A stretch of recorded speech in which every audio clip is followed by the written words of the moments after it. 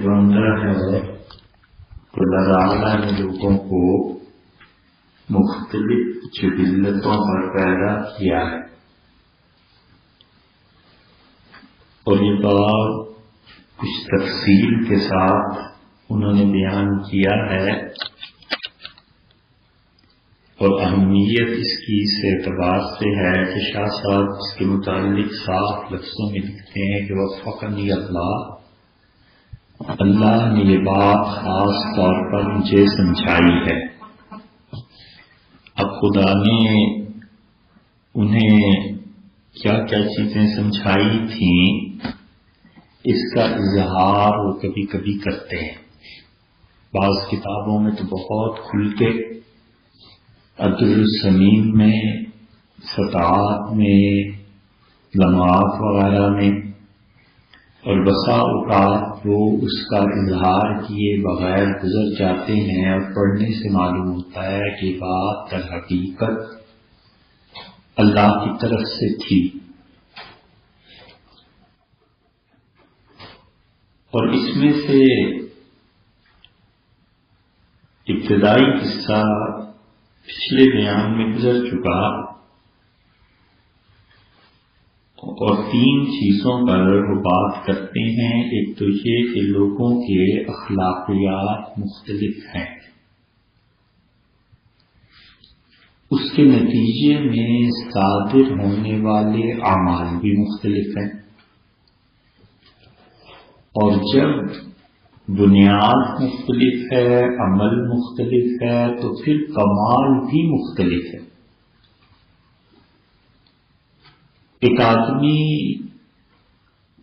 اس کو اپنے غصے پہ قابو ہے، یہ اس کے ساتھ اخلاقیات ہیں، تو نتیجہ یہ کہ اس کے اعمال میں فساد نہیں ہوگا، لڑائی جلدی نہیں ہوگی، اور اس کا بھی نتیجہ یہ نکلے گا کہ اللہ کا قرب پائے گا۔ ایک آدمی کے طبیعت میں غصہ غالب ہے اور قوت ضبط نہیں ہے، یہ اخلاقیات ہیں، اور اس کا نتیجہ یہ نکلے گا کہ لڑے گا، اور اس پہ جو مرتب ہوگا کمال یا زوال وہ اللہ کی طرف سے انتقام ہے۔ جس طرح یہ لوگوں کے ساتھ کرتا ہے خدا کی طرف سے ویسے ہی پائے۔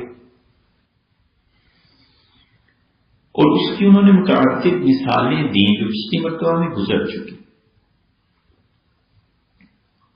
تو انسان کے اخلاقیات، اس کے نتیجے میں اعمال، اور پھر اعمال کی سزا اور جزا، یہ تینوں چیزیں وہ اس میں بیان کرتے ہیں، اور بہت حکمت کے ساتھ۔ اور انہوں نے پہلے اسے ثابت کیا ہے نقل سے، اور پھر ثابت کیا ہے عقل سے۔ اور ہمیشہ یہ ہوتا ہے کہ جو چیز صحیح نقل ہے وہ صحیح عقل کے مطابق ہے، اور جو صحیح عقل ہے وہ نقل کے مطابق ہے۔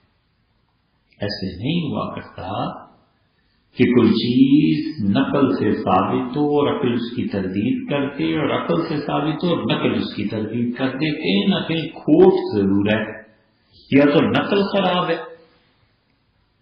حضور صلی اللہ علیہ وسلم نے بات کہی ہی نہیں، قرآن کو سمجھنے میں غلطی ہوگی،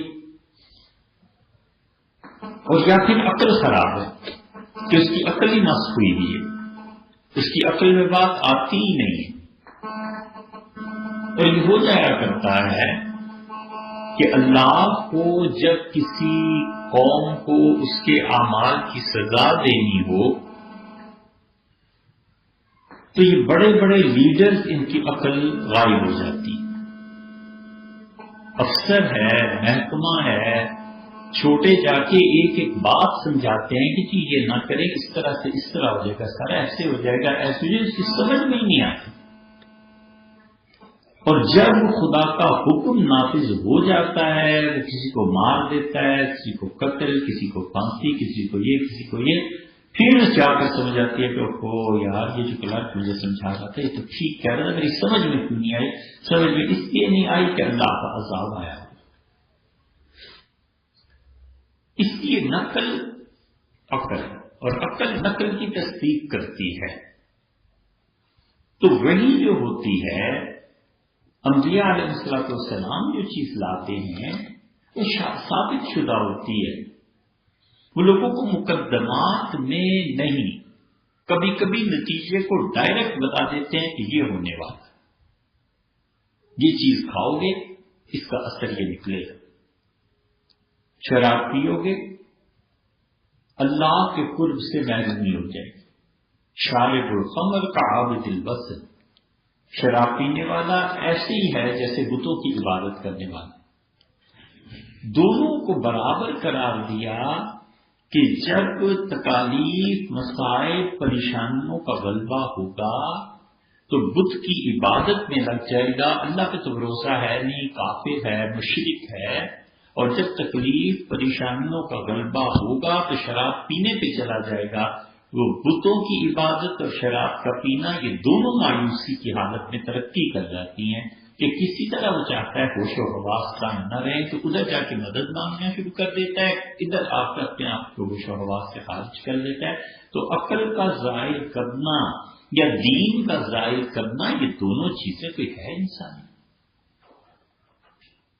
اس لیے نسل کے مطابق یہاں بات کرتے ہیں اور کہتے ہیں کہ میں نے جو تین چیزیں تمہیں بتائی ہیں کہ اخلاق اور اس کے نتیجے میں اعمال اور اس میں پھر جزا اور سزا جو مرتب یہ تینوں چیزیں ہو رہی ہیں، اس کی اصل وہ ہے معلوم عن نبی صلی اللہ علیہ وسلم، جو حضور صلی اللہ علیہ وسلم سے روایت کی گئی ہے، انہ قال کہ آپ نے فرمایا تھا، ارشاد فرمایا کہ اذا سمعتم بجبل، جب تم پہاڑ کے متعلق سنو کہ اپنی جگہ سے ہٹ گیا ہے فصدقوا، تو اس کی تصدیق کرنا، اور اگر تمہیں کوئی خبر دے کہ فلاں آدمی تغیر عن خلقہ، اس کے اخلاقیات تبدیل ہو گئے ہیں، پہلے بڑا غصہ آتا تھا تو جی اس سے اس کا کچھ نہیں رہا، پہلے ایسا تھا اور اب ایسے ہو رہا ہے، تو فلا تصدقوا بہ، اس کی اتنی جلدی تصدیق نہ کرنا، کیونکہ اخلاقیات کی تبدیلی میں مدت لگ جاتی ہے، سال ہر سال میں جا کر کوئی آدمی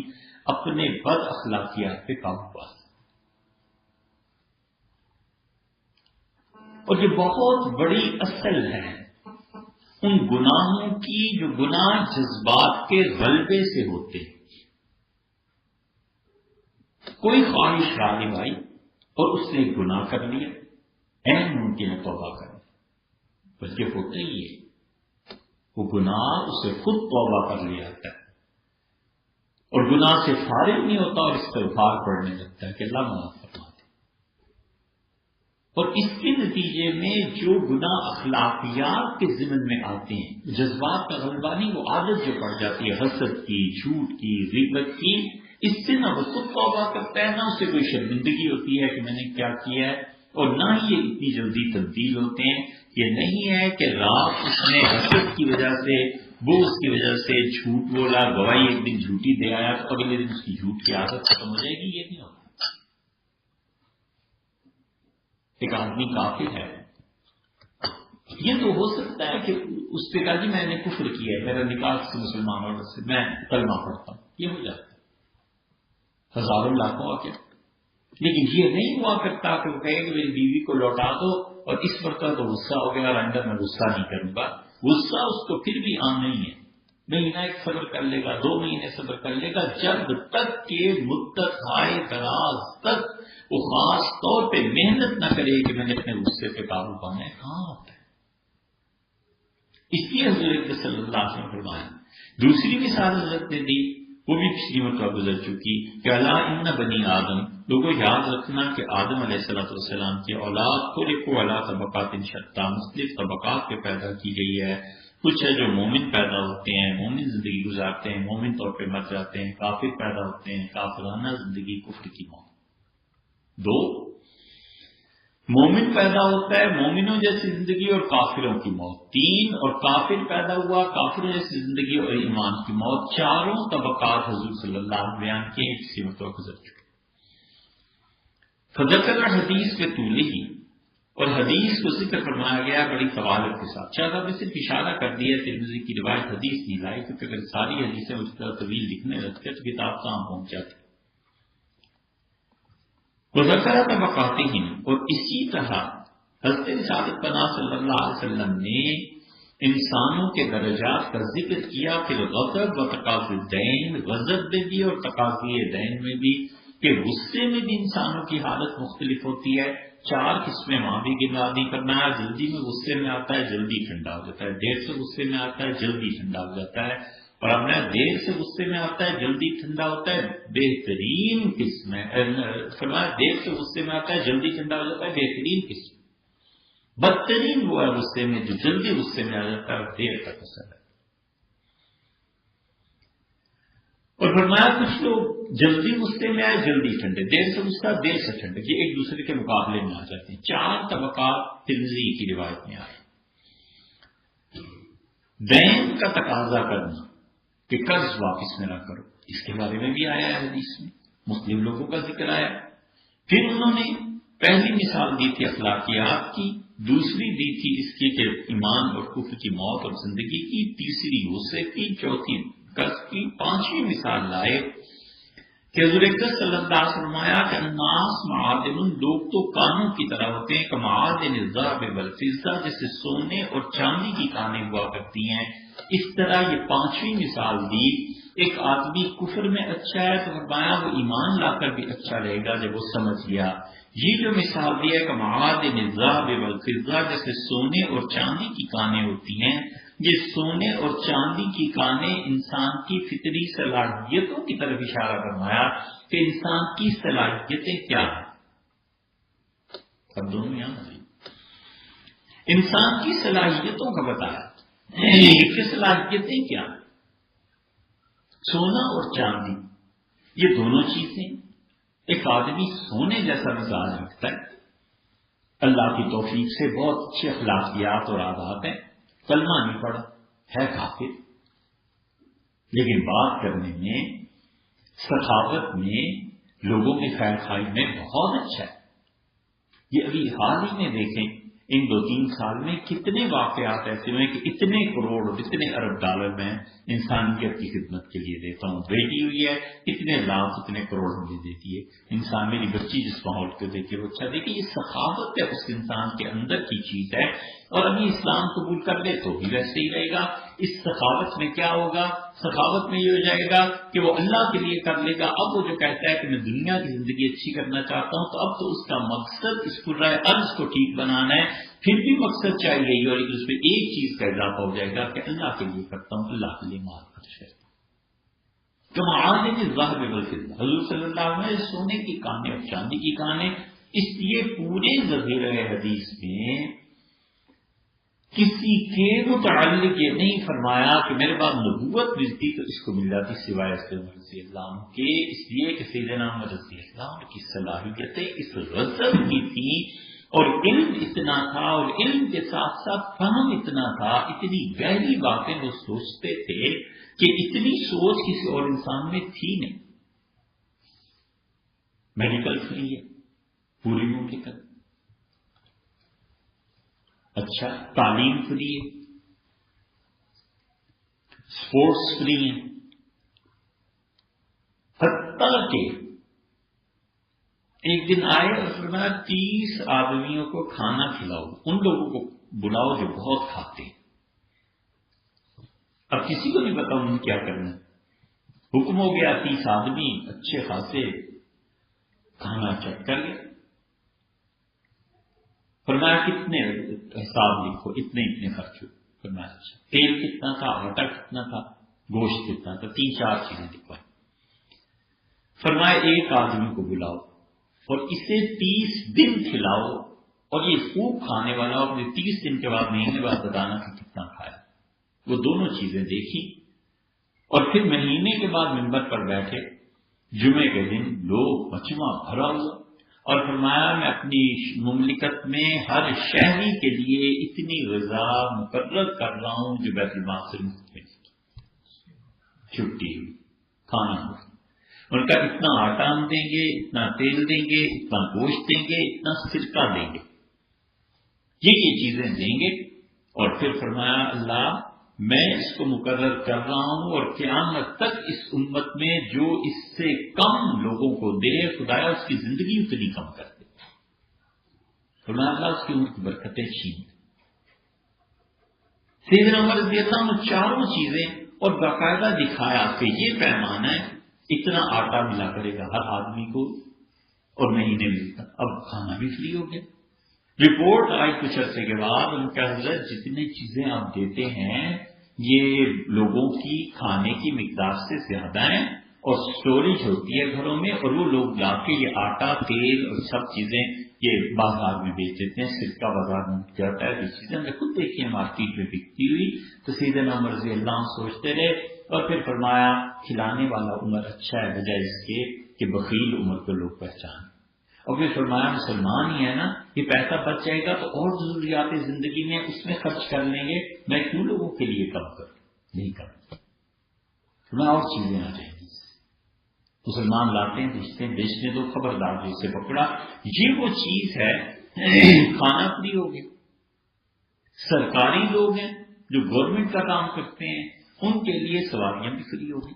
اب کتنی سہولتیں ہیں، یہ کون بڑے سے بڑا آدمی ہے جو اس زمانے میں مملکت کے متعلق سوچ سکتا ہے کہ مملکت ایسی اور نئے شہر بساؤ اور شہر بھی ارینجڈ سٹیز بساؤ، تو اتنی سڑکیں ہونی چاہیے، بڑی سڑک اتنی ہونی چاہیے، گلیاں اتنی ہونی چاہیے، دو گاڑیاں بیک وقت ایک دوسرے کو کراس کر سکیں، اس سے کم گلی ہے ہی نہیں۔ پھر نقشے بناؤ، نقشے بنانے کے لیے اب شہر بسانے کے لیے لوگ جا رہے ہیں اور جا کر شہر بسانے کے لیے انہوں نے گوشت لٹکا دیا زمینوں پہ، اچھا یہ گوشت کتنے دن میں گل گیا ہے، یہ گوشت کتنے دن میں گلا ہے، یہ زمین جو ہے یہاں پر آ کر لوگ رہیں گے تو آب و ہوا ٹھیک نہیں ہے، گوشت جلدی گل گیا تھا، اس کی یہاں لوگوں کو صحت کے مسائل ہو سکتے ہیں، یہاں پر نہیں گھر بنانا، صحت کی مسائل سے فلاں جگہ جا کر شاید آباد کرو، اس لیے کہ گوشت دیر سے گلا ہے تو اس کا مطلب ہے کہ انسان آسانی سے زندگی بسر کر سکتا ہے۔ یہ اس زمانے کی ہائیسٹ ٹیکنالوجی ہے، اس لیے اگر وہ مسلمان نہ بھی ہوتے، سیدنا عمر رضی اللہ عنہ اسلام قبول نہ بھی کرتے تو بھی ان میں یہ صلاحیتیں تھیں۔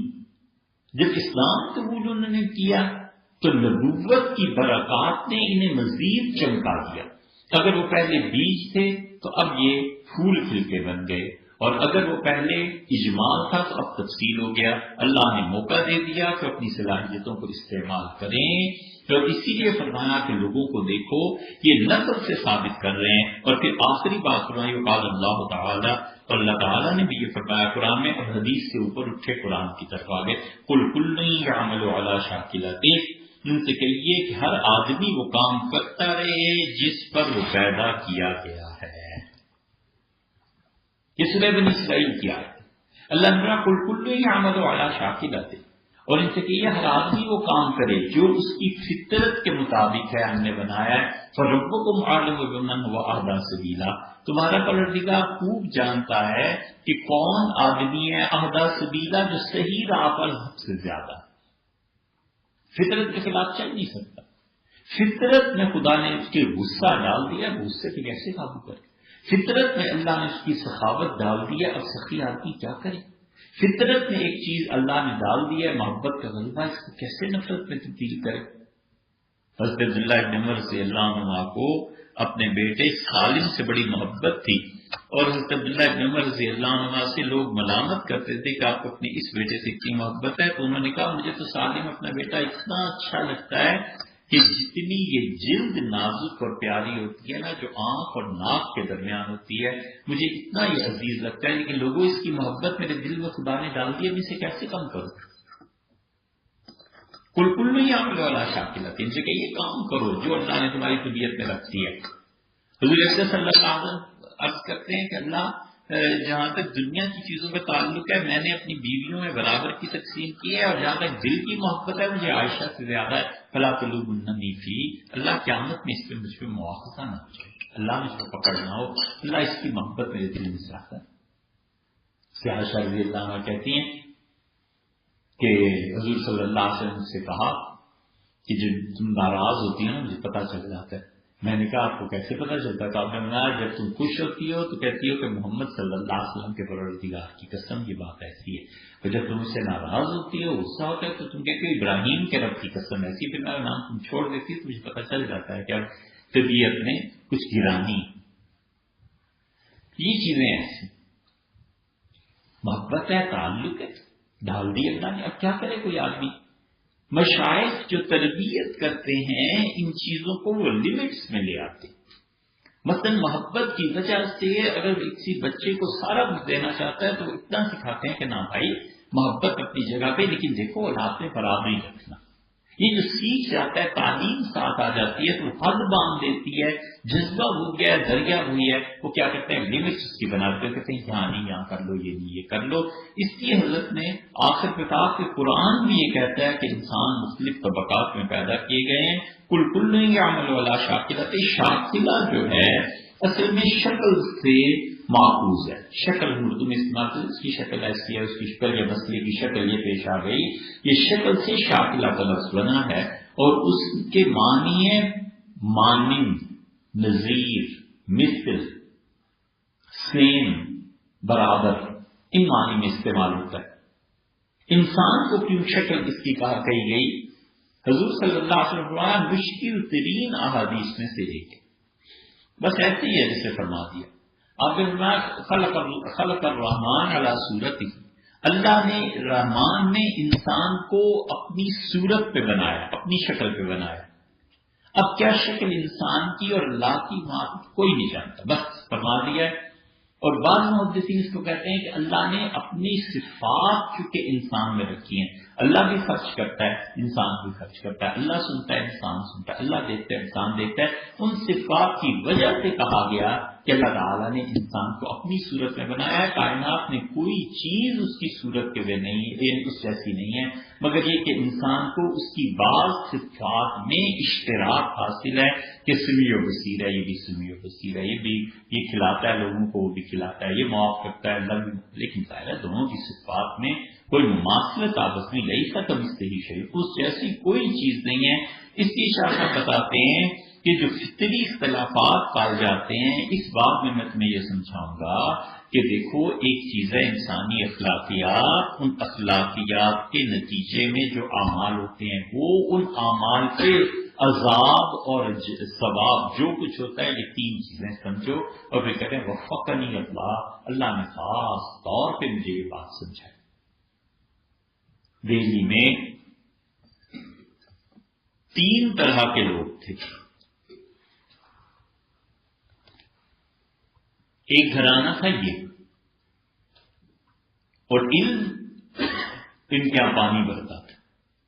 شاہ صاحب رحمۃ اللہ کے گھر کا ایک فرد کیا کہنا. دوسرا تھا خیر آبادیوں کا حلقہ، فضلیہ خیر آبادی. اور یہ لوگ فلسفہ اور منطق، عروج اور کمال پہ پہنچے ہوئے تھے. ان کے ہاں فلسفہ اور منطق اتنا نہیں تھا جتنا فلسفہ اور منطق ان کے ہاں. وہ فلسفے کے امام تھے. ان خیر آبادیوں کے سلسلے میں ایک سے ایک بڑا آدمی آیا. اور تیسری طرف خانقاہ، اور خانقاہ نظام مذہب جانے جانا رحمۃ اللہ علیہ کی، پھر شاہ غلام علی صاحب رحمۃ اللہ علیہ کی. تیسرا وہ تھا تو دہلی میں شاہ آفاق صاحب رحمۃ اللہ علیہ، حضرت مجدد صاحب رحمۃ اللہ علیہ کا خاندان، یہ وحدت الشہود کے داعی، پھر وحدت الوجود کی خانقاہیں. مولانا فضل الرحمان گنج مراد آبادی رحمۃ اللہ علیہ نے تجمل شاہ اپنے خلیفہ سے کہا کہ تم نے دکانیں دیکھی ہیں؟ انہوں نے کہا حضرت دکانیں بہت سی دیکھی ہیں. فرمایا جی تم نے کیا دکانیں دیکھی ہیں؟ دلی کی دکان. کہا حضرت دلی میں تو بہت دکانیں. فرمایا ایسی دکان دیکھیے جہاں پر اللہ کی محبت کا سودا خریدنے لوگ آتے ہیں اور مشائخ بیچتے ہیں. کہا حضرت وہ کیا؟ فرمایا جس زمانے میں ہم دلی میں تھے 22 خانقاہیں تھیں. اور کہا لوگ پھنس جاتے تھے روحانیت میں کسی درجے میں. اور ہمارے حضرت شاہ آفاق صاحب رحمۃ اللہ علیہ حقہ پیتے تھے. اس زمانے میں حقہ پینا وہ تو وہابی جو تھے اس کفر کے برابر سمجھتے تھے. حقہ کون پی سکتا تھا؟ توبہ توبہ. سگریٹ اور حقہ وہ حرام سے بدتر چیز سمجھے. شاہ آفاق صاحب رحمۃ اللہ علیہ پیتے تھے. حکیموں نے تجویز کیا وہ تکسیری وجہ سے. تو انہوں نے کہا شاہ آفاق صاحب رحمۃ اللہ علیہ کے پاس ان کے مرید آتے تھے، کسی روحانی مسئلے کا ذکر کرتے تھے. ہمارے شاہ صاحب حقہ پی کے ایسے دھواں اس کے منہ پہ پھینک دیتے تھے اور اس سے اس کا روحانیت کا مسئلہ حل ہو جاتا تھا. لوگ خوشی سے ناچنے لگتے تھے. حل ہو گیا اس سے. وہی جانتا تھا کہ کیا مسئلہ تھا. انہوں نے کہا 22 دکانیں ہوئی تھی کہ 22 خانقاہیں تھی دہلی. جتنا سیاسی بحران آیا ہے اور جتنی سیاست میں تباہی، دہشت گردی، قتل و غارت گری، نادر شاہ کا فتنہ وغیرہ وغیرہ، جتنے سیاسی حالات مغلوں کے بدتر ہوئے ہیں، علم اور روحانیت نے دلی میں اتنی ترقی کی۔ یہ عجیب ایک نظام تھا کہ شہر میں قتل عام ہو رہا ہے اور گھوڑوں کے ٹخنوں تک خون بہ رہا ہے گلیوں میں، اور شاہ ولی اللہ رحمۃ اللہ کا دکھ رہے۔ بہت زیادہ آفت آئی، بوریا بستر سمیٹا، اپنے گاؤں میں چلے گئے۔ کیا مجال ہے کہ ان کی تحریر میں کہیں ملتا ہو کہ دلی پہ کیا بیت رہی ہے؟ کہ اتنا ملتا ہے کہ دلی میں ہنگامہ تھا، میں اب یہاں آ گیا۔ اور دوسری طرف حضرت مرزا نظر جان جانا رحمۃ اللہ نے ایک ایک بات کا تذکرہ کرتے ہیں، دلی میں یہ ہو گیا ہے، زندگی تنگ ہو گئی ہے، جان مصیبت میں آ گئی ہے۔ یہ جو مشہور فکر ہے یہ انہی کا، نادر شاہ کے فتنے کے بعد کسی کو لکھتے ہیں کہ صورت شامت اعمال ما صورت نادر گرفت، ہمارے اعمال کی جو شامت ہے نا اس مرتبہ نادر کی شکل میں نمودار ہوئی ہے، جو دلی میں اس نے کچھ کیا ہے۔ تو یہ لوگ جتنے تھے یہ سب کے سب، خیر آبادی سلسلہ بھی، یہ خیر آبادیوں کو حجت اللہ کے لیے پہلے سمجھتے ہی نہیں تھے، کسی کو اپنے بلاول شاہ صاحب رحمۃ اللہ کی عزت کرتے تھے کہ چلو ٹھیک ہے، مگر مجھے دل سے محبت ہوتی ہے، کسی کو نہیں ایسے کرتے تھے کہ یہ بھی کچھ پڑھے لکھے شمار ہوتے ہیں۔ فلسفہ اور منطق عروج پہ جب پڑھی انہوں نے حجت اللہ تو حیران رہ گئے، ڈوب گئے اس، اور کہا کوئی کتاب ایسی نہیں زندگی میں گزری نہ سکتے جیسی تمہارے والد رشاد نظری صاحب کو کہا، تمہارے والد شاہ اللہ صاحب نے کیا، یہ تو پڑھ کے حیران ہے کہ یہ تو سمندر ہے جس کو کوئی کنارے ہی نہیں۔ حقیقت یہ ہے کہ اللہ تعالیٰ ہر زمانے میں ایسے لوگ پیدا کر دیتا ہے، ہوتے وہ سمندر ہیں، جو جتنا تیرتا ہے نا اتنی یہ خبر لا کے دیتا ہے کہ یہ اتنا گہرا ہے، اس سے زیادہ نہیں اسے پتہ چلتا۔ علامہ اقبال سمندر تھے نا، جاوید اقبال ان کے بیٹے نے کہا کہ کالی سے واپس آیا تو مجھے کہا کہ لاہور میں بیٹے مسافروں کی طرح سارا دن پڑا رہتا ہوں، کوئی پوچھتا ہی نہیں ہے، تو کچھ وقت نکال کے میرے پاس بھی بیٹھ جایا کرو۔ اب کہاں بڈھا باپ اور کہاں جوان جاوید اقبال پڑھنے والا، تو وہ انہوں نے کہا مسافروں کی طرح پڑا رہتا ہوں، کوئی پوچھتا نہیں ہے۔ تو اب ظاہر ہے کہ مسافروں کی طرح اسی لیے اس طرح پڑے رہتے تھے کہ لوگوں کا سٹینڈرڈ سوچنے کا، وہ تعلیم، وہ علم، جو حکمت ان پہ کھلتی تھی، وہ کس کو بیان کرتے تو سمجھتا کون۔ ایک تقریب میں علامہ اقبال کو مدعو کیا اور اس نے جو علامہ کی تعریف میں استقبالیہ پڑھا تو اس نے کہا کہ اس وقت دنیا میں کم ہی لوگ ہوں گے جو ڈاکٹر اقبال کو نہ جانتے ہیں، اور اللہ تعالیٰ نے عجیب مہارت عنایت فرمائی ہے، لیکن اپنا مطلب نہیں کھولا، کلینک نہیں کھولا، مگر بہت اونچے ڈاکٹر ہیں، اور انگلش دوائیوں کا ان سے زیادہ ماہر کوئی نہیں، تو آپ سے بات کریں گے۔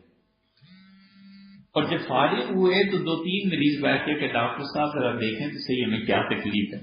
علامہ اتنے پریشان ہوئے، گھر آ کے گھر گویا دیتے تھے اور برا بھلا کہا کہ دیکھو مجھے کیا سنتی ہے، لوگ جی سمجھے کہ ڈاکٹر ہے اور بڑا MBBS پڑھ کے آیا ہوا ہے، اور نظر آگے کر دی کہ ذرا دیکھیں کہ مجھے کیا ہے۔ تو لاہور یہ حال تھا بہت سو کا، اب ان کی باتوں کو کون سمجھتا۔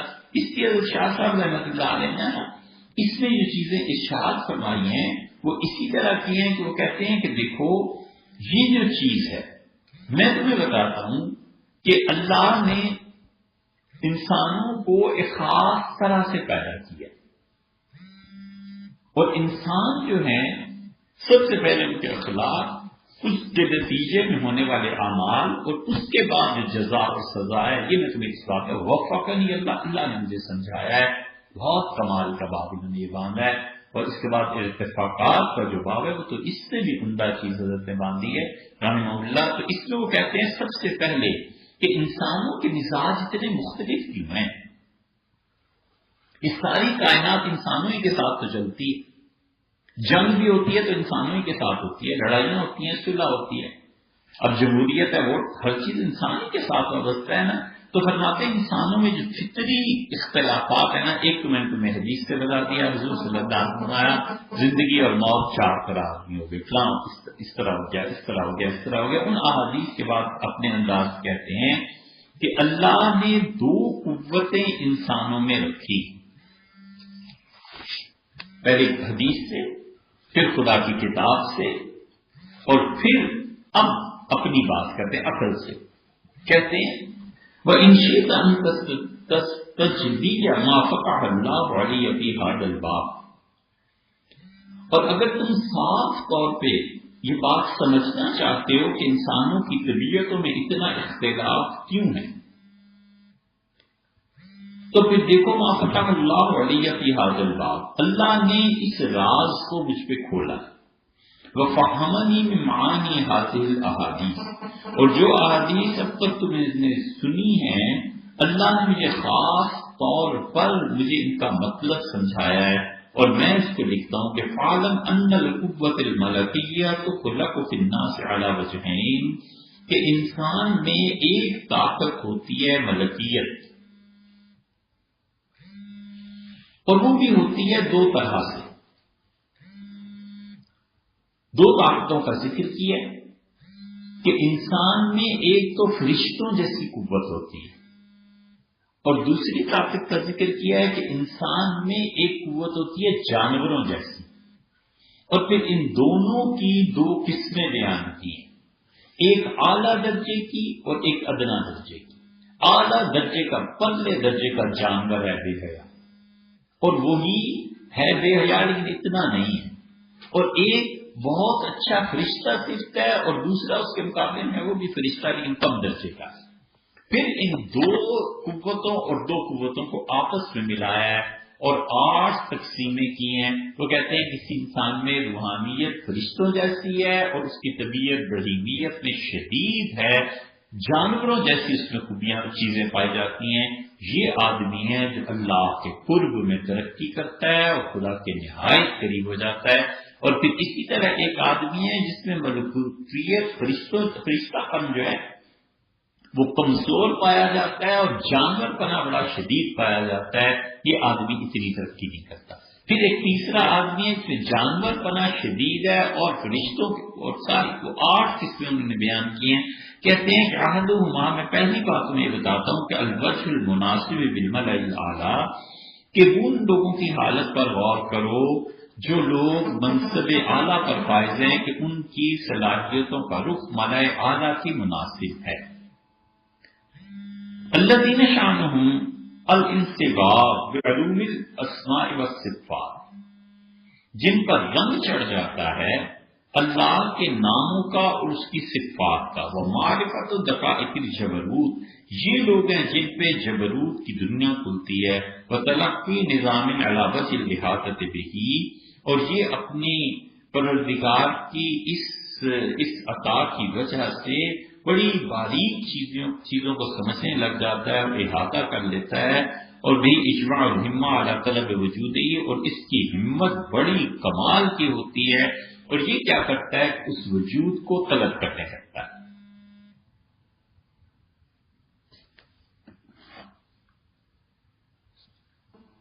شاہ صاحب رحمۃ اللہ علیہ کہتے ہیں میں واضح کرنا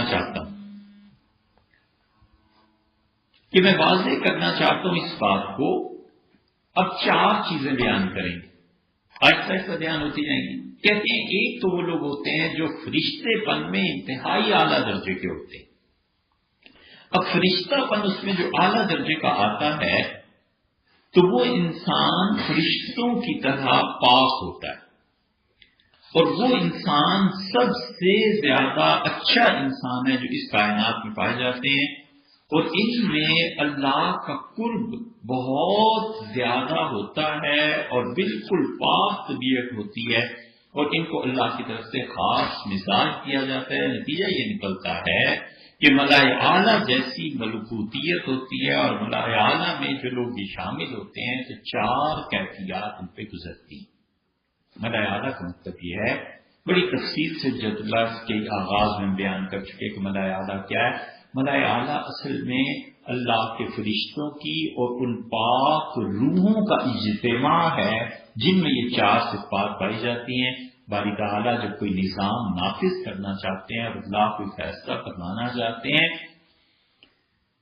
تو اللہ کی طرف سے عالم غیب سے کوئی نہیں جانتا کہ کہاں سے وہ ملأ اعلیٰ میں ملا عربی میں کہتے ہیں سرداروں کو، کیونکہ سردار جو ہوتا ہے ملا عربی میں اصل میں کہتے ہیں بھر جانا، کسی چیز خلا کو پر کر دینا، کسی کمی کو پورا کر دینا۔ تو سردار جو بیٹھتا ہے تو مجلس بھر جاتی ہے۔ پریزیڈنٹ جو آتا ہے تو میٹنگ پہلے گپے مار رہے ہوتے ہیں، سب سنبھل جاتے ہیں۔ اعلیٰ اوپر، اعلیٰ درجہ۔ تو ملأ اعلیٰ کا مطلب یہ کہ وہ جو زبردست میٹنگ ہوتی ہے جہاں پر یہ فرشتے جمع ہوتے ہیں اور فرشتوں کے ساتھ ساتھ روحیں بھی جمع ہو جاتی ہیں۔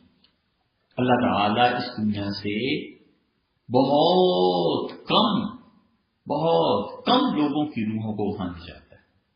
موت آئی اور موت آتے ہی وہ ملأ اعلیٰ میں پہنچ گئی اس کی روح، اور اس میں بڑی صفت یہ ہوتی ہے کہ وہ عالم غیب کے احکامات کو کھینچتا ہے۔ وہ ہوتا انسان ہی، لیکن عالم غیب میں جو فیصلے ہوتے ہیں وہ اسے پتہ چل جاتے ہیں۔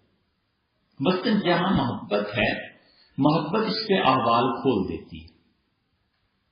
اس آدمی کی طبیعت میں فرشتوں کی چیز پائی جاتی ہے اور اس کو خواب میں پتہ چلتا ہے کہ اچھا اس سے محبت ہے تو اب یہ ہونے لگا ہے۔ اچھا جس چیز سے محبت ہوتی ہے اس کے احوال کھلتے چلے جاتے ہیں۔ اچھا یہ اس گناہ میں پڑنے لگا، اسے روک دینا چاہیے، منع کرنا چاہیے۔ اچھا اس کے ہاں اولاد کا کیا نظام، اچھا اس کے ہاں کامیابی ہو جائے گی، اب ناکامی ہو جائے گی، یہ کاروبار کرے گا برکت، یہ کاروبار کرے گا خسارہ اٹھا۔ یہ ساری چیزیں اس پہ کھلتی ہیں کیونکہ اس کے پاس ہوتی ہے ٹارچ اور وہ ہے محبت۔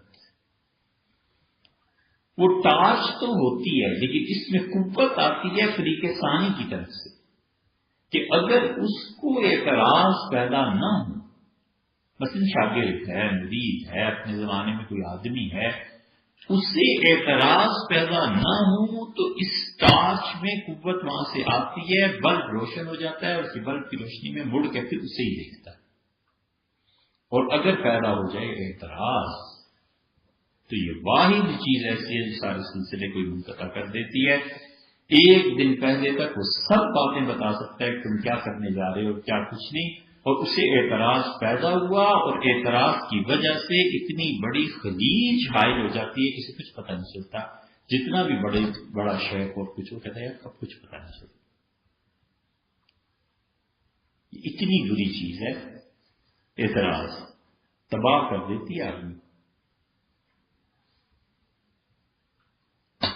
اور یہ بالکل فطری بات ہے، اعتراض اور نفع جمع نہیں ہوتے۔ ایک آدمی کسی فیکٹری میں کام کرتا ہے، ہر روز اس کے مالک پہ اعتراض کرے گا، سر یہ فیصلہ آپ کا غلط ہے، جناب یہ فیصلہ غلط ہے، جناب یہ بات غلط ہے، جناب آپ یہ کر رہے ہیں، آپ یہ کر رہے ہیں۔ تو 4 دن سے مجھے 5 دن کہتا ہے بھائی تم اپنا کام کرنا، اپنی فیکٹری لگا لینا، میری جان چھوڑو۔ اس لیے کہ اعتراض اور نفع جمع نہیں نہ ہوتا۔ یہ اعتراضات جو ہیں، اب ہوتا یہ ہے کہ اس شخص کی روح مرنے کے بعد دنیا میں خواب ہے، کشف ہے، الہام ہے، اللہ کے فیصلے اوپر ہو رہے ہیں فرشتوں کے ہاں، اس کا عکس زمین پہ فرشتوں کا حکم آتا ہے، اچھا یہ کر دو۔ اس کی روح اس حکم میں سے فرشتے اس کے پاس لے آتے ہیں کہ جو تمہارا محبوب ہے نا، اس سے محبت کر کے اس کے ہاں یہ ہونے والا ہے، یہ چیز ہونے والی ہے۔ یہ کہہ دیتا ہے کہ بھائی یہ چیز ہونے والی ہے۔ لوگ کمال سمجھتے ہیں، کمال اس کی بھی دل کا ہوتا ہے کہ عکس پڑتا ہے، کہ کمال ادھر کا بھی ہوتا ہے کہ وہ خود محبت کرتا ہے، ٹارچ میں روشنی اور قوت ادھر سے آ رہی۔ ایسے آدمی جب مرتے ہیں تو ان کی روح کو اللہ تعالیٰ عالم بالا میں فرشتوں کے ساتھ وہاں پہ پہنچا دیتا ہے کہ وہ ملأ اعلیٰ ہے، اور ملأ اعلیٰ اتنی بڑی چیز ہے، اتنی بڑی چیز ہے کہ اللہ تعالیٰ نے قرآن میں کہا ہے کہ فی مختصم بالملأ الاعلیٰ، اور ملائے اعلیٰ میں جو بحث ہو رہی تھی، جہاں ہمارے بڑے بڑے فرشتے اور انسانوں کی روحیں بیٹھ کے بحث کر رہی تھی، وہاں پر یہ چیزیں حضور صلی اللہ علیہ وسلم معراج میں ملائے اعلیٰ سے خبر ملنا کوئی معمولی بات نہیں ہے۔ اللہ تعالیٰ نے پوچھا، ایک جگہ پہ پہنچ کے جبریل رک گئے نا، آگے جا نہیں سکتے تھے، تو اکیلے آگے فرمایا ایسی جگہ پہنچ گیا تھا، نہ کوئی جہت تھی نہ کوئی سمت تھی۔ تو اس کا مطلب یہ ہے اسپیس کو کراس کر گئی، ورنہ آدمی کہیں بھی چلا جائے، آخر دائیں بائیں آگے پیچھے کوئی چیز تو ہوتی ہے نا۔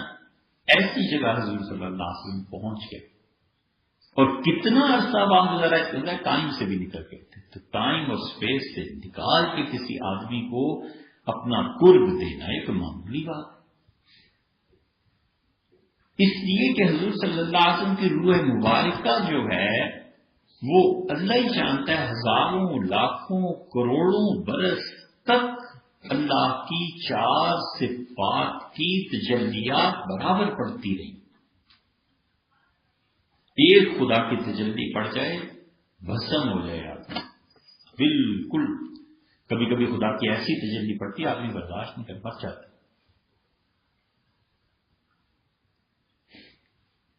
یہ تبلیغی جماعت کے جو یوسف صاحب تھے نا، الیاس صاحب رحمۃ اللہ صاحبزادے، لاہور میں اچانک ہی انتقال ہو گیا۔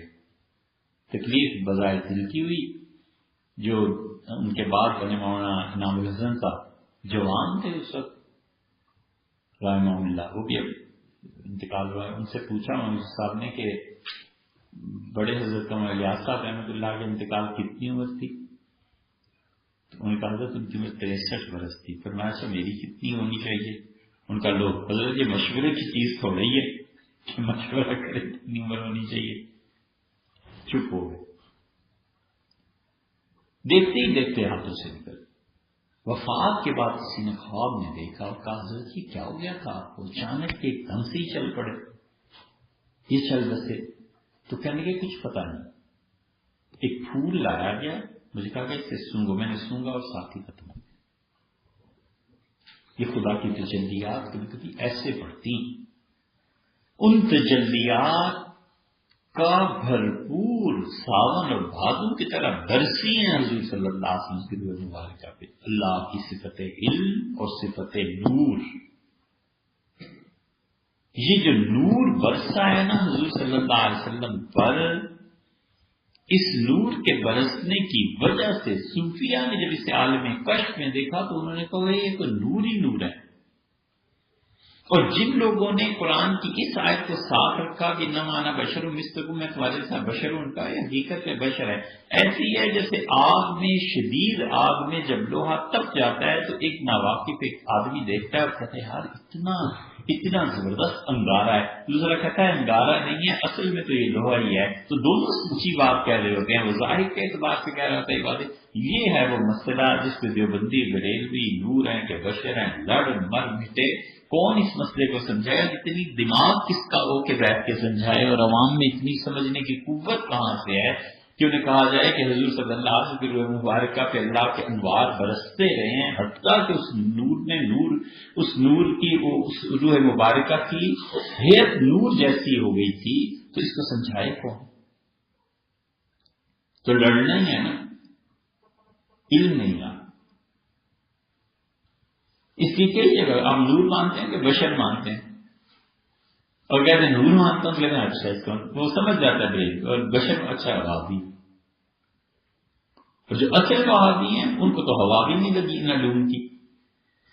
تو اس لیے حضرت رسالت پناہ صلی اللہ علیہ وسلم کی روح میں جو قوت ہے وہ اتنی شدید قوت ہے کہ ان کا آخری امتی قیامت تک بھی جو پیدا ہوگا وہ اس روح سے فیض پاتا ہے، اس روح مبارکہ سے متصل ہے، اس روح مبارکہ سے اس آدمی کی خاص مناسبت ہے۔ اس لیے جو لوگ امت کے فلاح اور بہبود کا کام کرتے ہیں نا، حضور صلی اللہ علیہ وسلم کی روح بڑی خوش ہوتی ہے کہ اچھا یہ امت کا کام کر رہا ہے، میری امت کی خدمت کر رہا ہے، میری امت کے اصلاح کے لیے، میری امت کے لیے ادارہ قائم کر دیا ہے۔ نبی کریم صلی اللہ علیہ وسلم کی توجہ اس طرف لگ جاتی ہے۔ اور یہ وہ چیزیں شیخ رحمۃ اللہ کہتے ہیں کہ میں گیا جب روزہ مبارک پہ تو حضور صلی اللہ علیہ وسلم کی روح سے سینہ مبارک، روح کا بھی ایک سینہ ہے، اس سینے سے اتنے نور کی لائنز، نور کے دھاگے نکل رہے تھے کہ وہ آگے دوسری طرف میں نے دیکھا تو محدثین کے دلوں میں جا رہے تھے اور اتنے پیوست تھے کہ میں نہیں سمجھ پایا نور ادھر سے ادھر آ رہا ہے کہ ادھر سے ادھر جا رہا ہے، کنیکشن اتنا زبردست تھا۔ تو مجھے سمجھایا حضور صلی اللہ علیہ وسلم نے فرمایا کہ جو حدیث پڑھاتے ہیں نا، مجھ پہ چونکہ درود بہت بھیجتے ہیں، بار بار صلی اللہ علیہ وسلم کہتے ہیں، تو میری خاص توجہ ان کی طرف لگ جاتی ہے کہ میری یہ دعا مانتے ہیں کہ خدا کی خاص رحمت مجھ پہ نازل۔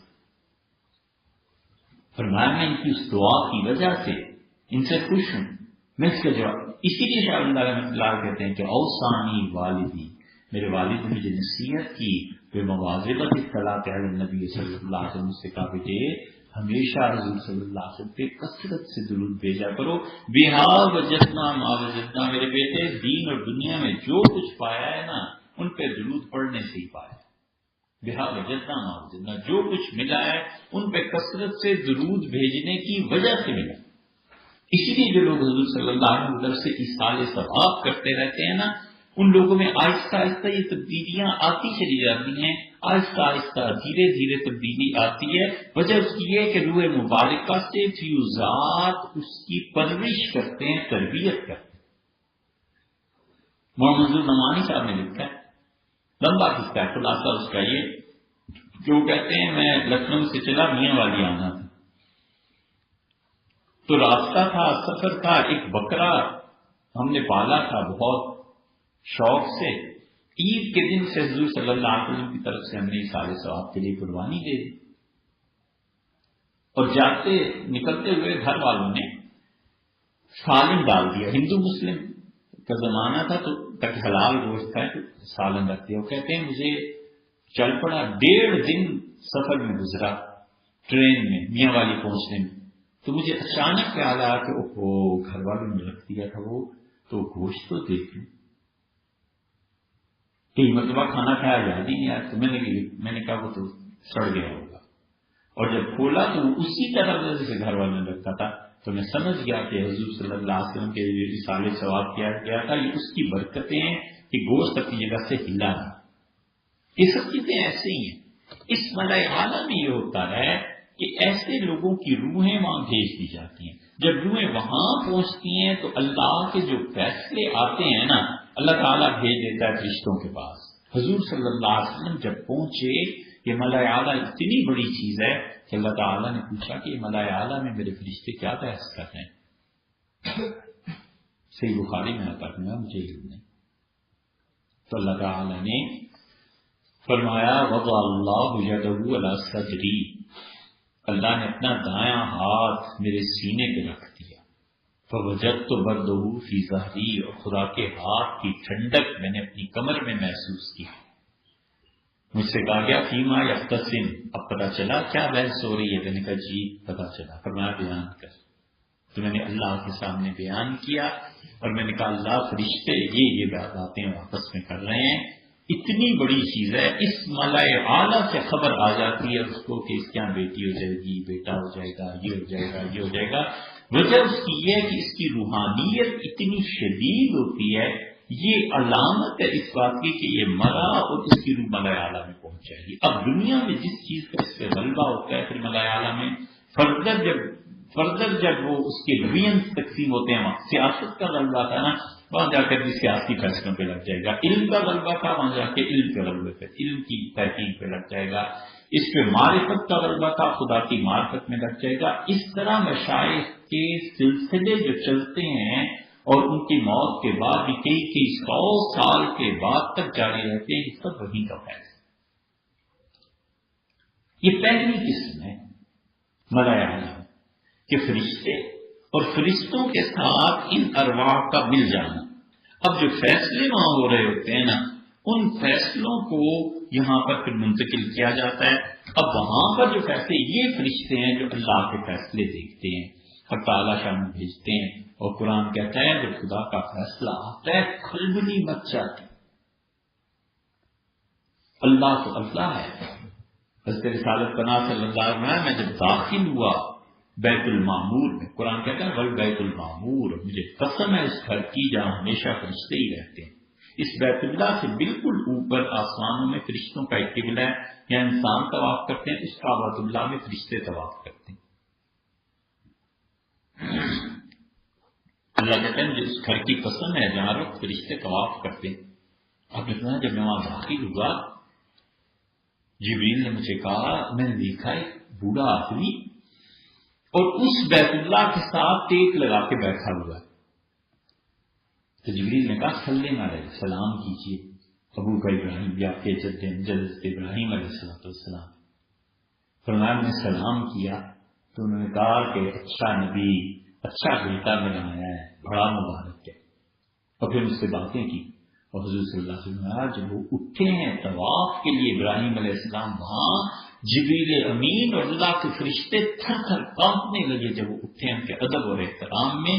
اور ان کے ادب اور احترام میں ابراہیم علیہ السلام کے پیچھے پیچھے چلنے لگے ان کے گھر کا طواف کرنے کے لیے. میں حیران رہ گیا کہ ابراہیم علیہ السلام کی اتنی عزت، اتنا وقار ہے. یہ وہ ملائے اعلیٰ، یہ بیت المعمور ہے. اس لیے ان لوگوں کو شاہ صاحب فرماتے ہیں کہ یہ ملائے اعلیٰ، اس میں جب اللہ کہتا ہے کہ جب میرا فیصلہ وہاں پہنچتا ہے فرشتوں پہ ہیبت تاری ایک دوسرے سے پوچھتے ہیں ماذا قال ربکم، ماذا قال، اللہ نے کیا فرمایا، اللہ کا کیا حکم ہے. قالوا الحق، دوسرے کہتے ہیں جو رب نے کہا ہے سچ کا، یہ نہ پوچھو کیا، بس جو کہا ہے سچ کا. وہ العلی الکبیر، اللہ بڑا ہے، بڑی شان والا ہے. جو پھر جب ان میں سکون طاری ہوتا ہے کچھ دیر کے بعد، پھر وہ اس حکم کو پڑھتے ہیں، دیکھتے ہیں. پھر وہ ملائے اعلیٰ سے جبریل امین کو دیے جاتے ہیں کہ جبریل یہ حکم ہے. حکم کیا آتا ہے؟ فلانے کی حکومت پلٹ دو، اس ملک کے ٹکڑے کر دو، ان کو جوتے پڑنے ہیں، ان کو عروج ملنا ہے، ان پر ہماری مہربانی ہے. آئندہ لیلۃ القدر تک یہ منصوبے ہیں، ان کو پورا کرا دیں. اس کو مزید قرب دینا ہے، مزید اپنے قریب کرنا ہے. اسے قرضے میں لاد دو اس سال، بس قرضہ ہی قرضہ. اب کیا کرے، فیصلہ ہو گیا، کچھ نہیں کر سکتے. اس کو بیماری میں ڈال دو، اس نے اس سال یہ گناہ کرنے ہیں، اب ہم نہیں چاہتے کہ یہ گناہ کرو، یہ گناہ ہوں گے پیسے کی بنیاد پہ، اسے پیسے ہی نہیں دینا، چھٹی. کیا کر سکتا ہے؟ وہ جو فیصلے ہیں جبریل امین لا کے دنیا میں فرشتوں کو یا وہاں سے دے دیتے. یہ فرشتے زمین میں آپس میں باتیں کرتے ہیں. یہ فرشتے ہوتے ہیں کم درجے کے بنسبت ملائے اعلیٰ کی، انہیں اتنی خبر نہیں ہوتی. یہ فرشتے کہتے ہیں بس نافذ کرنا ہے. اوپر فیصلہ ہو جاتا ہے کہ اس سال ایٹم بم فلان جگہ گرے گا، اتنے بم گریں گے.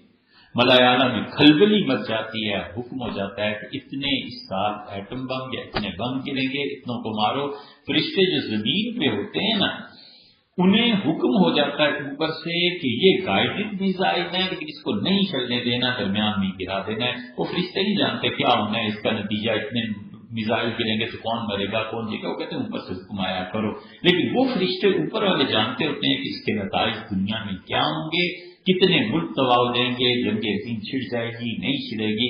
اچھا حکومت تبدیل کرنی ہے، اس آدمی کو ایسی جگہ سے پلٹاؤ، ایسی جگہ مارو جہاں پانی کا گھونٹ نہ ملے. وہ الیکشن سارے ادھر ادھر ہو کے اس کی حکومت ختم ہو جاتی ہے.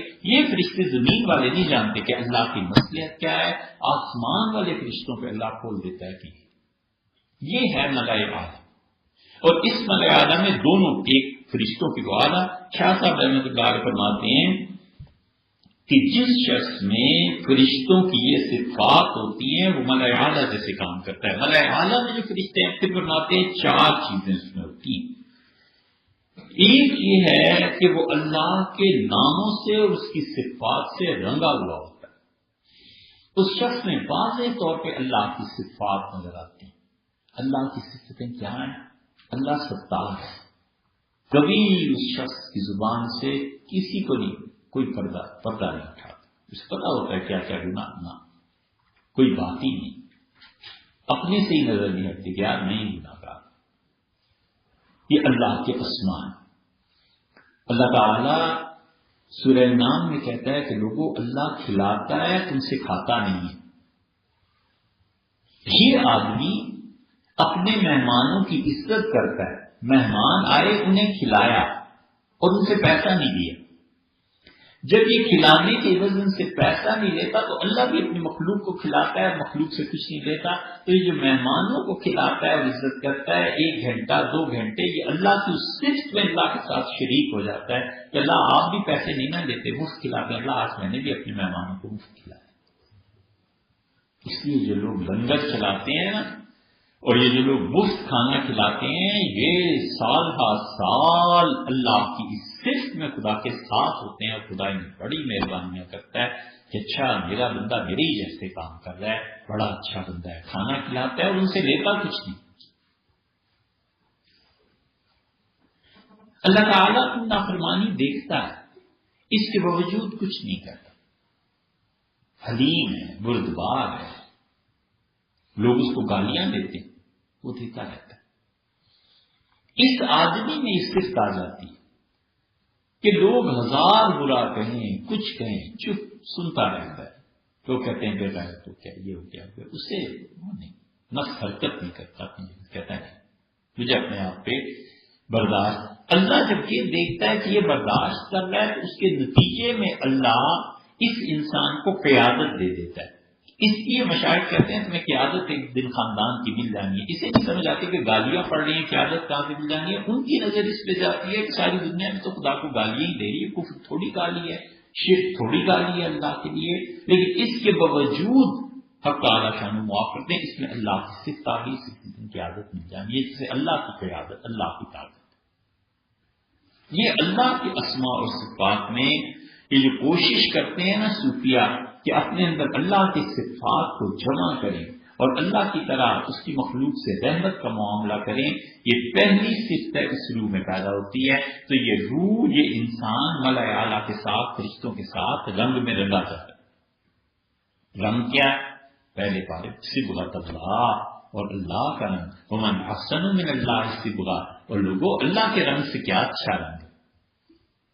عیسائی بیپٹسٹ ہوتے ہیں، کہتے ہیں کیسے عیسیٰ علیہ السلام کے ساتھ عیسائیوں کا عقیدہ ہے کہ بیپٹسٹ جو تھے وہ یحییٰ علیہ السلام تھے، جان تھے، تو عیسیٰ علیہ السلام ان کے حواریوں میں جو بچہ پیدا ہوتا تھا اس پہ رنگ ڈالتے تھے حضرت یحییٰ علیہ السلام کی ہمارا بچہ ہو گیا ہمارے۔ اور یہ عیسائی اب بھی بیپٹسٹ ہیں، بپتسمہ کرتے ہیں نا اپنے بچوں کا اسپتالوں میں۔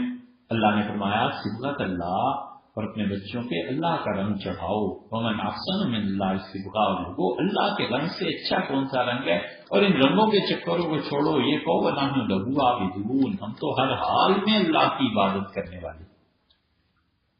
دوسری سے شاہ صاحب احمد اللہ کہتے ہیں کہ جب یہ لوگ اللہ کی صفات اپنے اندر پیدا کرتے ہیں تو اللہ کی ذات کے جو معاملات ہیں اور جو بڑے اسرار ہیں خدا کے، یہ ان کو جاننے کی کوشش کرتے رہتے ہیں، اللہ سے دعا مانگتے رہتے ہیں کہ اللہ وہ دنیا کھول، اللہ وہ عالم ملکوت کھول دے، اللہ کو پتہ چلے وہاں کیا ہو رہا ہے۔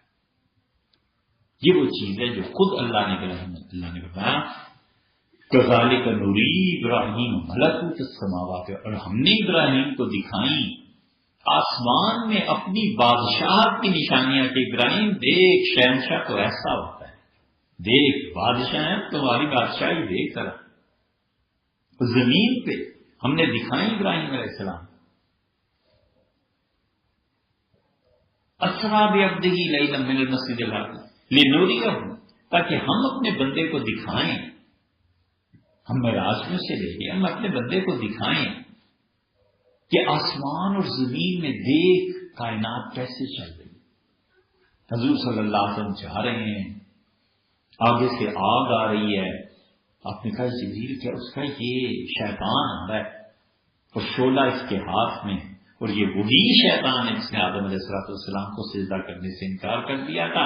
حضور صلی اللہ علیہ وسلم پہ آگ لے کے آ رہا ہے تاکہ جلا دے، بھسم کر. آپ نے فرمایا مجھے بالکل قریب آ گیا، آگ ہی آگ تھی. تو مجھے جبریل نے کہا کہ میں آپ پہ دم کر دوں، ایک ایسی چیز پڑھ کے پھونک دوں جس کی وجہ سے یہ آگ سے آپ بچ جائیں. میں نے کہا پڑھو. تو اس نے یہ جملے پڑھ کے مجھ پہ پھونک دیے اور پھر وہ آگ واپس چلی. فرمایا مجھے دکھایا گیا قبروں میں کیا ہو رہا ہے، دنیا میں کیا ہو رہا ہے. پھر میں نے ایک قبر میں دیکھا تو جبریل نے کہا یہ دیکھیے، میں نے دیکھا ایک آدمی کھڑے ہوئے قبر میں نماز پڑھ رہے. میں نے پوچھا یہ کون ہے؟ تو اس نے کہا موسیٰ علیہ السلام ہے، یہ اپنے پروردگار کی عبادت کر رہا ہے. تو ہم نے کہا عمر تو میرے ساتھ ہوتے تو میں تمہیں بتاتا. مسجد اقصیٰ کے قریب پہاڑ ہیں مٹی کے، اور اس کے نیچے موسیٰ علیہ السلام کی قبر ہے. فرمایا وہاں وہ کھڑے نماز پڑھ رہے. عجیب و غریب چیزیں، عجیب و غریب چیزیں دیکھی. فرمایا میں نے یہ دیکھا، یہ دیکھا. اللہ نے ایسی ایسی عجیب و غریب چیزیں دکھائی، نشانیاں دکھائی. یہاں اتریے، نماز پڑھیے. فرمایا میں نے کہا یہاں کیا ہوا؟ اس کا عیسیٰ علیہ السلام یہاں پیدا ہوئے تھے، مریم یہاں لیٹی تھی، یہاں بچہ یہ یہاں پہ نماز پڑھی. فرمایا میں اترا اور میں نے نماز پڑھی. فرمایا ادھر ان کا یہ مدین ہے، یہاں شعیب علیہ السلام دین کی تبلیغ کرتے تھے، یہاں نماز پڑھی. شعیب علیہ السلام کی جگہ پہ میں نے نماز پڑھی. فرمایا یہاں نہیں. میں نے کہا یہاں کیا؟ ان کا یہاں موسیٰ علیہ السلام نے اللہ تعالیٰ سے گفتگو کی تھی. یہاں 9 جگہ اتار کے اس نے مجھے 2 نفل پڑھا کہ یہاں پڑھیے، یہاں پڑھیے. یہ جتنی چیزیں دیکھی ہیں حضور صلی اللہ علیہ وسلم نے، عجیب و غریب دنیا کی خبر تھی. ایسے ہو رہا تھا، ایسے ہو رہا تھا، ایسے ہو رہا تھا. اور یہ تو بہت تھوڑی سی چیزیں بتائی ہیں، مگر نہ اس حقیقت کو کون جانتا ہے. اور فرمایا تم نے کبھی مٹکے دیکھے ہیں فلاں جگہ کے؟ جیسے علاقے کے برتن مشہور ہو، جب خوشاب کے گھڑے مشہور ہو گئے کسی جگہ. فرمایا حجر ایک جگہ ہے، وہ فرمایا وہاں کے مٹکے دیکھے ہم. پہ جی فرمایا بڑے خوبصورت، بڑے اچھے مٹکے. فرمایا میں نے وہ ہاں دیکھے، ایسے پتے تھے ایک درخت کے جیسے یہ فلاں جگہ کے مٹکے بڑے بڑے ہوتے ہیں نا، پتے تھے. اور فرمایا ایک جگہ تو میں حیران رہ گیا، اتنے خوبصورت رنگ برس رہے تھے، مختلف رنگ تھے برس رہے تھے، اور پتنگے تھے، فرشتے پتنگوں کی صورت میں وہاں چمٹے ہوئے تھے اس جگہ سے. تو مجھے کہا گیا یہ سدرۃ المنتہا ہے، یہ وہ مقام ہے آخری جہاں انسانوں کے اعمال پہنچے، بس اس کے بعد آگے کوئی نہیں جا سکتا. یہ چیز دیکھی، یہ چیز بہت چیزیں حضور سے. میں نے قبروں کو دیکھا، عذاب ہوتے ہوئے دیکھا. میں نے کہا یہ کون ہے؟ انہوں نے کہا یہ وہ ہیں جو سود کھاتے تھے. میں نے کہا یہ کون ہے؟ ان کا یہ فلاں تھے، یہ فلاں تھے، یہ فلاں تھے. یہ ساری چیزیں جو دکھائی گئی ہیں، یہ شاہ صاحب کہتے ہیں ایسے لوگ جو ہوتے ہیں نا، یہ خدا کی قدرت اور ان چیزوں کو دیکھتے ہیں، وہ ان نشانیوں کو جب دیکھتے ہیں تو ایسے آدمی کا ایمان نہیں ظاہر ہو سکتا. اللہ اسی لیے تمہاروں نہ وہ علامائی والا کہ کافر تم شک کرتے ہو اس چیز پہ جو ہم نے اپنے بندے کو دکھائی تھی. وَلَقَدْ رَآهُ نَزْلَةً أُخْرَىٰ، اور اس نے تو پھر دوبارہ دیکھا تھا وہاں جبریل امین کو. آپ نے فرمایا میں واپس آ رہا تھا، ایک بندہ بڑی اونچی اونچی بول رہا ہے، کہتا ہے ایک آدمی میرے پاس آیا، اس کی نبوت مجھ سے زیادہ ہو گئی، اس کی امت بھی مجھ سے بڑھ گئی ہے، تمہیں کیا کیا ہے؟ تو میں نے جبریل سے کہا کہ اللہ تعالی کے سامنے آسمانوں میں اس طرح اونچی آواز کرنا تو بڑی بے ادبی ہے. یہ کون ہے؟ تو ان کا موسیٰ علیہ السلام. میں نے تو اتنی اونچی بول رہے ہیں. ان کا ہاں اس کا پروردگار جانتا ہے کہ اس کے مزاج میں بڑا غصہ ہے، تو اللہ نے اجازت دی ہے کہ بے شک اونچا بولا. فرمایا آتا ہوا موسیٰ ناراض ہوئے، کہنے لگے میرے بعد ایک آیا میری نبوت سے، اس کی امت میری. فرمایا میں نے یہودیوں کو دیکھا موسیٰ علیہ السلام کے اصل ماننے والے. فرمایا اتنی بڑی امت تھی جنت میں جانے والی، میں سمجھا میری امت ہے. میں نے جبریل سے کہا یہ اتنے لوگ، یہ میری امت ہے؟ کہا نہیں، آپ کی امت اس سے بھی زیادہ ہے، یہ تو موسیٰ علیہ السلام کی امت. شاہ صاحب فرماتے ہیں دوسری چیز اللہ اسرار کھولتا ہے. اللہ تعالیٰ اپنے ہونے کے دلائل دکھاتا ہے. یہ جو استغراق بعض لوگوں پہ طاری ہو جاتا ہے نا، یہ وہ چیز ہے. پھر میرے علی شاہ صاحب رحمۃ اللہ پہ طاری ہو گیا تھا استغراق آخری عمر، بڑی بڑی لمبی نشستیں، چپ بیٹھے رہتے. اور ان کے آتے ہی کون تھا؟ لوگ تعویذ لینے آتے تھے، دم کرانے آتے تھے، لوگوں کو کیا پتا تھا کیسی شخصیت اور کیا یہ چپ بیٹھے رہتے، کچھ نہیں بولتے، روتے رہتے. وہ جو مسلسل ترقی ہوتی رہتی تھی نا عرفان میں، مسلسل آگے کے جہان کھلتے رہتے تھے. وہ جو علوم نازل ہوتے تھے وہ پھر آدمی وہاں پہنچ کے چپ ہو جاتا ہے، پھر بول نہیں پاتا، کہے کیا. علامہ اقبال پہ یہ تعلیم ہو گیا، علامہ بھی روتے رہتے. اسی لیے انہوں نے ایک جگہ کہا خود کہ جو دنیا میں دیکھتا ہوں نا تم دیکھ نہیں سکتے، جو کچھ مجھے پتا ہے تم لوگ جان نہیں سکتے. مجھے کہاں کیا کیا کیا چیزیں دکھائی جاتی. ابن عربی بھی ایسے، ابن عربی رحمۃ اللہ کے ایسے احوال ہوتے تھے. حضرت مجدد الفسانی سرہندی رحمۃ اللہ کے مکتوبات اگر آپ غور سے پڑھے تو معلوم ہوتا ہے کہ حضرت الشہود کے علاوہ بھی کوئی دنیا اللہ نے حضرت پہ کھول دی تھی. حضرت ایسی ایسی چیزیں ذکر کرتے ہیں، حضرت نے نام نہیں دیا، لیکن وہ حضرت الشہود سے بھی آگے کوئی چیز ہے حضرت رحمۃ اللہ پہ کھولے گی. اب اتنا بڑا کوئی آدمی پیدا ہو تو بتائے کہ وہ کیا چیز تھی، کیا حضرت نے دیکھا ہوگا. یہ دوسری. تیسری چیز جو پیدا ہو جاتی ہے کہ یہ لوگ جو ہوتے ہیں نا اللہ کی مرضی کو تلاش کرتے ہیں کہ اللہ اس وقت زمین میں کون سا نظام چاہتا ہے. دونوں پہلو ہیں. اللہ اس وقت یہ چاہتا ہے کفر پھیلے، یہ اللہ ہی جانتا ہے، کوئی نہیں جانتا. وہ اس پہ بھی راضی رہتے ہیں. اور اللہ کا پسندیدہ نظام شریعت ہے، دین ہے، یہ اس پہ بھی راضی رہتے ہیں. اللہ کی رضا پہ نظر آتی ہے کہ اللہ آج کل چاہتا کیا ہے، اس کی اسکیم کیا ہے. جو اسکیم چل رہی ہے نا ہم بھی اسی کے ساتھ ہیں. حضرت حافظ الرحمان بن مراد آبادی رحمۃ اللہ اپنی خانقاہ سے نکلے، بندوق لی ہوئی تھی، انگریزوں کے خلاف 1857 کی جنگ آزادی. اس کے بھی بعد تھوڑا سا چلے پھر واپس آ کے بیٹھ گئے، فرمایا لاؤ بخاری شریف پڑھائیں. کسی نے کہا حضرت سارے ہندوستان میں انگریز مار رہے ہیں مسلمانوں کو اور آپ بھی نکلے بندوق، ہم بھی سارے آپ کے مرید، یہ کیا ہو گیا؟ فرمایا میاں کیا بتائیں. باہر نکلے تو خضر علیہ السلام انگریزوں کی فوج کے ساتھ جا رہے تھے. میں نے کہا لو جب انگریزوں ہی نے فتح کرنی ہے تو اب کیا لڑنا ہے، بیٹھو ہم پڑھو.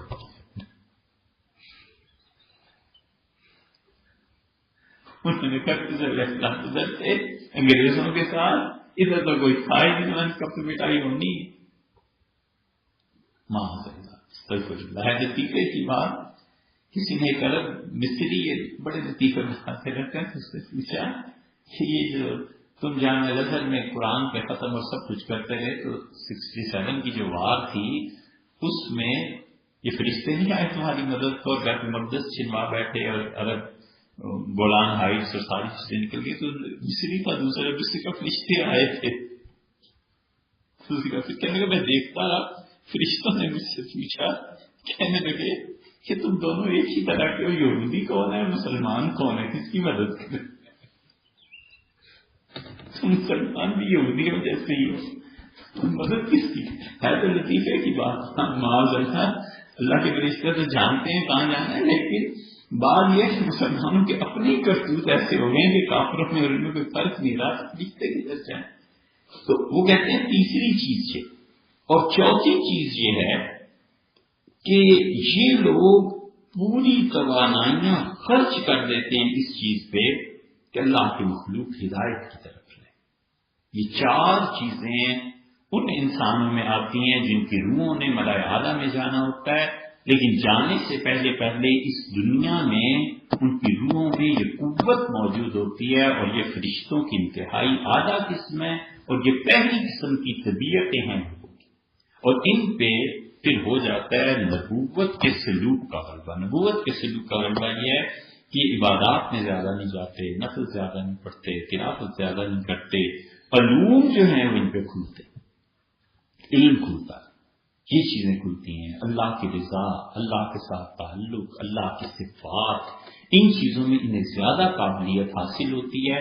وجہ اس کی یہ ہے کہ خدا پھر اپنے لیے چن لیتا ہے کہ یہ اعلیٰ درجے کے ٹاپ کلاس کے کام سے لیا جائے، اور دوسری طرح کے فرشتے جو ہوتے ہیں اور تیسری اور چوتھی ان شاء اللہ انداز